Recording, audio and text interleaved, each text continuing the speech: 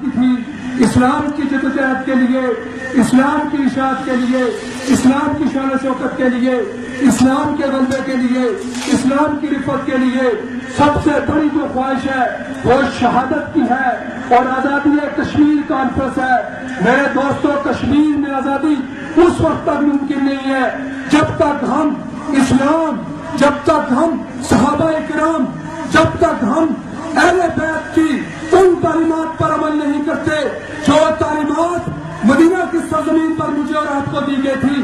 اس وقت تک کشمیر آزاد نہیں ہو سکتا جب تک عمر فاروق رضی اللہ تعالیٰ عنہ کے فلسفے پر عمل نہیں کیا جا سکتا۔ آزادی ممکن کیسی ہے؟ آزادی کے لیے گولیاں سینے پر کھانی پڑتی ہے۔ گولی کھائیں گے کیسے؟ جب تک نبی کی محبت نہیں ہوگی، جب تک صحابہ کی محبت نہیں ہوگی، جب تک اہل بیت کی محبت نہیں ہوگی، جب تک اسلام کی محبت نہیں ہوگی۔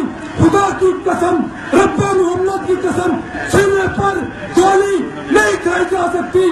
گولی کھائیں گے اسلام کے نام پر، گولی کھائیں گے صحابہ کے نام پر، گولی کھائیں گے اہل بیت کے نام پر۔ اس کے علاوہ ہم گولی کھانے کے لیے تیار نہیں ہیں۔